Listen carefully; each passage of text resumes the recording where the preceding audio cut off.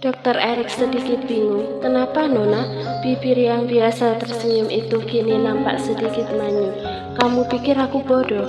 Selama ini aku diam karena teramat berhati-hati, ujar Angela lagi dengan mata memerah. Dia kemudian menarik nafasnya dalam-dalam meski memakai masker. Meski iris matamu berubah menjadi hijau, tapi kamu tak pandai merubah suara, tak pandai merubah caramu menatap dan juga berjalan. Satu lagi, kamu tak pandai merubah cara bicaramu padaku. Kali ini, Angela sampai menitikkan air matanya. Nona, apa yang Anda bicarakan? Erik masih berusaha tidak tahu arti perkataan Angela. Dia masih ingin menyembunyikan identitasnya. Mana mungkin aku tak bisa mengenali sosok kakakku sendiri dari pertama bertemu. Aku pun tahu kamu itu Erland. Lanjutnya, Erland tak bisa berkata apa-apa kali ini. Dia tersenyum lebar, kemudian melepas maskernya. Rubah kecilku. Erland akhirnya beranjak, memutar meja, kemudian memeluk Angela yang masih duduk di tempat. Air mata Angela akhirnya tumpah saat membalas pelukan Erland. Aku kangen kamu banget. Angela mengeratkan pelukan di pinggang Erland. Sang kakak pun mengusap kepala Angela dan sesekali mengecup bagian itu. Bagaimana bisa ada di sini? Tanya Angela, masih menempatkan wajahnya di perut Erland. Noah, jawab Erland. Angela seketika melepas pelukannya. Dia tak tahu kalau Erland dan Noah bisa seakrab itu. Bagaimana bisa? Kamu lupa dulu siapa yang mengirim pesan padaku dengan nomor Noah? Angela akhirnya teringat saat dia berhasil kabur dari Lucio. Dia sempat mengirim pesan pada Erland menggunakan ponsel Noah. Sejak itu, kami mulai berteman baik, lanjut Erland. Angela kembali tersenyum. Dia tak terlalu memperdulikan itu. Erland menangkup kedua pipi Angela, lalu menggerakkan. Aku juga merindukanmu, rubah kecil. Angela meraih kedua tangan Erland, lalu menuntun pria itu untuk duduk di meja depannya. Coba ceritakan, bagaimana bisa kamu menjadi dokter obstin, sedangkan semua tahu kalau kamu adalah dokter bedah, juga semua identitasmu yang palsu itu, sebab Lucio tak mungkin mudah dibohongi mengenai identitas palsu, tanya Angela panjang lebar. Erland melirik ke sudut atas, mengingat bagaimana Noah mendapat identitas dokter asli. Intinya, kita berada di lingkar para mafia, di mana mereka sangat mudah mengambil identitas asli orang lain, mudah pula menghabisi identitas orang lain. Angela menarik nafas panjangnya. Dia mengangguk mengerti. Lalu apa yang kamu temukan di mansion ini? Kamu jadi tahu semua tentang Lucio. Apa papa tahu juga keadaanku? Tidak, aku sama sekali tak mengatakan apapun pada papa. Aku tidak mau sampai dia terlibat dalam situasi ini. Kalau papa tahu, dia pasti sudah nekat mengambilmu dari tangan Lucio. Kamu tahu sendiri kan, kalau sejak dulu papa selalu anti mafia, terang Erland. Juga ada lagi yang aku temukan di sini. Sorot Erland berubah menjadi binar. Kiara, lanjutnya. Di sisi lain Lucio sudah segar. Pria itu memang tak perlu terlalu lama untuk sekedar tidur. 2 jam sudah cukup baginya untuk mengisi energinya seharian penuh. Parfum beraroma citrus pun dia pakai sebelum akhirnya dia meraih kemeja pilihannya sendiri, yaitu hitam, warna favorit. Ketika Lucio beralih ke laci kaca khusus dasi, dia melihat beberapa paper bag dengan logo branded milik Angela, hasil belanja di Miami kemarin. Aku harus menemani Angela bertemu Paul, gumamnya sesaat.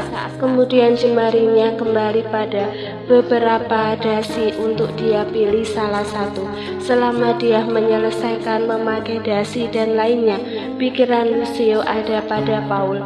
Apakah dia bisa mengendalikan diri saat bertemu orang yang dia anggap sudah melenyapkan kedua orang tuanya? Lucio menarik nafasnya dalam-dalam. Dari pantulan kaca di di leher yang tertutup kerah meja. Masih ada bercak merah yang mengintip sedikit. Kini pikirannya jadi teralih pada aktivitas Angela. Bibir itu kembali tersenyum tipis, merutuki diri sendiri yang mudah sekali terbuai oleh Angela. Come on Lucio, kamu sudah biasa disenangkan oleh wanita manapun, gumamnya lagi meski percuma dia tetap saja tersenyum. Lucio belum sempat untuk sarapan, dia sudah ingin bertemu Angela sekaligus melihat hasil pemeriksaan, sebab selama di Miami Angela benar-benar sangat aktif. Setelah dia rapi dan wangi, dilangkahkan kaki itu keluar kamar menuju ke ruang pemeriksaan. Tuan, seorang pengawal datang dari arah belakang. Lucio yang baru akan menekan tombol lift, jadi dia urungkan. Pengawal itu kemudian mendekat saat Lucio menoleh ke arahnya. Ada apa? Tanya Lucio. Ada yang ingin saya bicarakan. Dia adalah Fuller, ketua pengawal. Lucio bertubuh tinggi besar dengan tato yang menghiasi sepanjang leher sampai rahang. Terlihat begitu sangar. Ya, katakan di sini. Lucio terdengar buru-buru. Maaf, saya sebelumnya sempat mengabarkan mengenai Nona Kiara saat Tuan Lucio ada di Miami, tapi waktu itu panggilan langsung terputus. Saya hanya memastikan apakah Tuan mendengar apa yang saya sampaikan waktu itu. Fuller lebih dulu memastikan. Lucio mencoba mengingat. Kala itu dia teralihkan oleh keadaan darurat, yaitu Angela tenggelam. Bagaimana dia jadi tak melanjutkan menelpon ulang, padahal Lucio sempat mendengar nama Kiara disebut. Ya, dia baik-baik saja. Aku lupa karena waktu itu Angela hampir tenggelam, jadi aku mengabaikan keteranganmu. Jadi begini Tuan, selama Tuan Lucio ada di Miami, kamu mengejar seorang penyusup. Dia kabur menuju kamar Nona Kiara.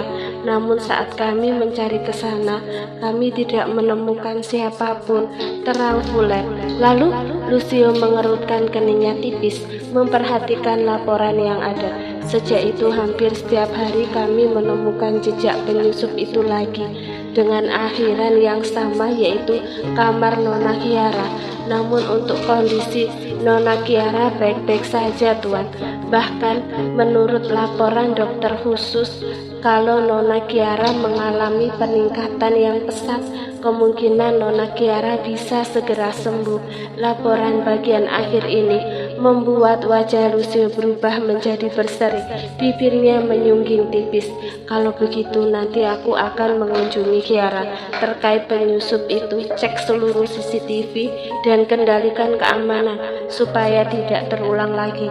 Fuller sedikit terkejut. Sebenarnya dia padahal sudah bersiap mendapat bentakan atau bahkan hukuman saat melaporkan tentang seorang penyusup. Tapi kini Lucio sama sekali tak marah. Setelah itu Lucio melanjutkan langkah menuju ke ruang pemeriksaan Angela. Langkahnya cukup pasti saat keluar dari lift. Sayangnya sorotnya menajam ketika melihat Bibi Matea berdiri di depan pintu ruangan. Mana Angela?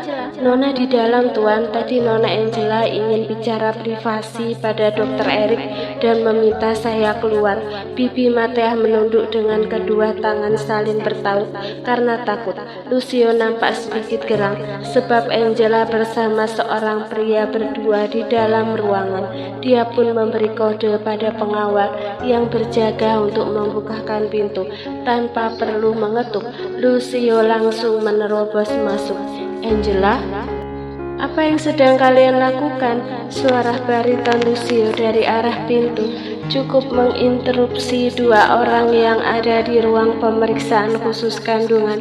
Lucio, kamu sudah bangun? Angela beranjak dari kursinya, kemudian berjalan mendekat, menggapai tangan Lucio. Sementara sorot Lucio ada pada Dokter Erik. Pria itu tengah memunggungi dirinya karena sedang berada di depan alat untuk meracik obat bubuk. Tuan, saya sedang menambahkan obat sakit kepala karena kata Nona Angela, dia beberapa kali sakit kepala setelah beraktivitas berat. Ucap Dokter Erik seraya menggerus perpaduan beberapa butir obat di dalam alat itu. Kini pandangan Lucio beralih pada Angela yang sedang menggenggam satu tangannya. Kamu pusing? Tanyanya dengan kerutan tipis di dahinya.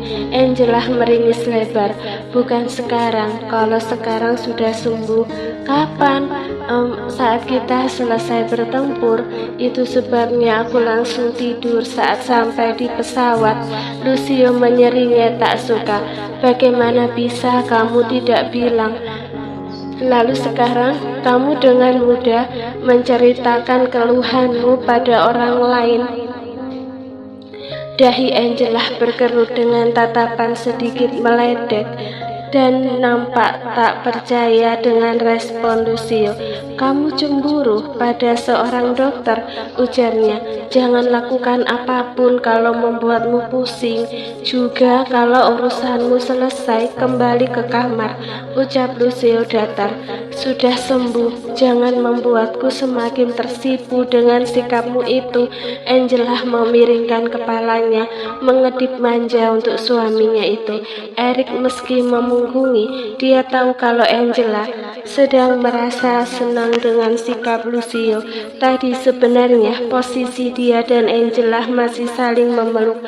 Hanya saja suara Lucio dari balik pintu membuat Erik langsung beralih ke nakas yang ada di sana dan pura-pura meracik obat.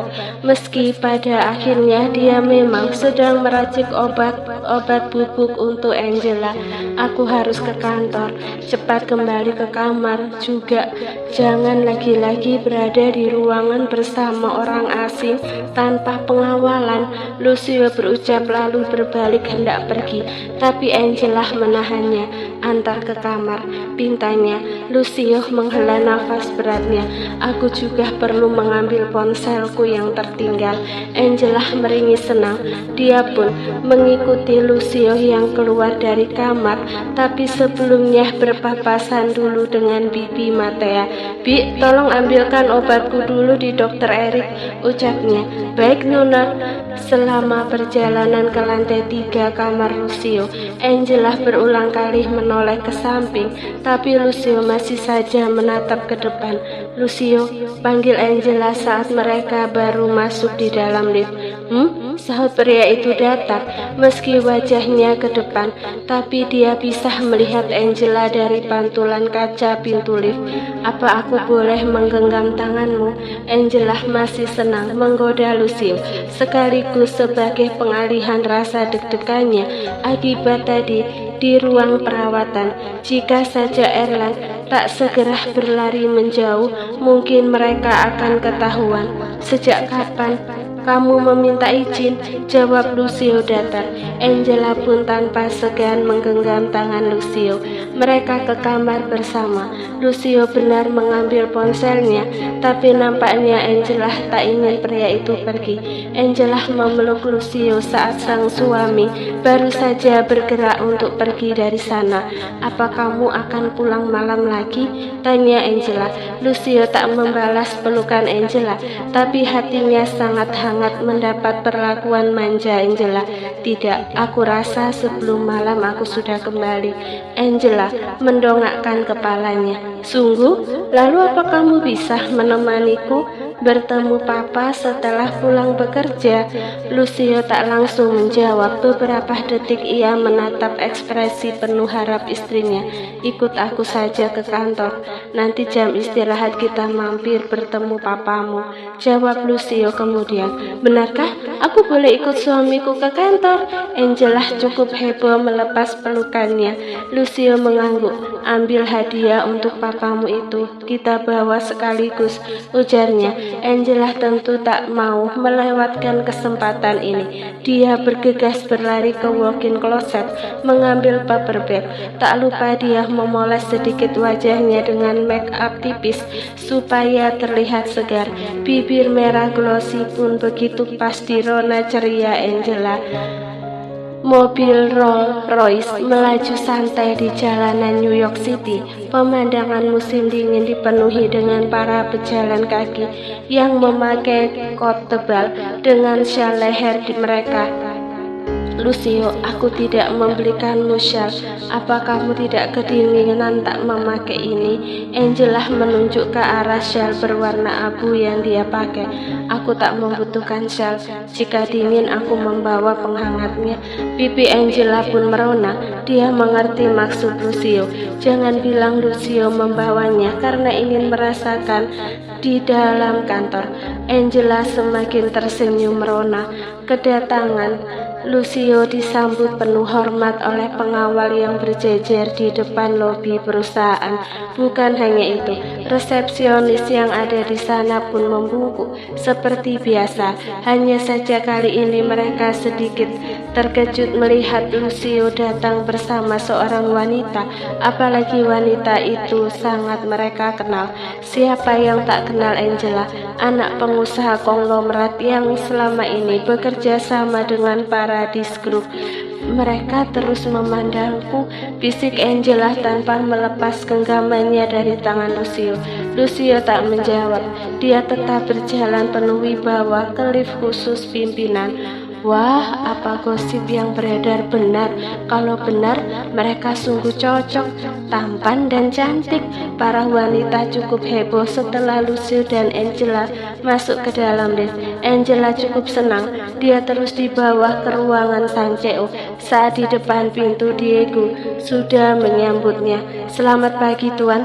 Diego membungkuk sekilas, lalu membukakan pintu untuk Lucio dan Angela. Pria itu tersenyum tipis melihat Lucio sudah berani membawa Angela.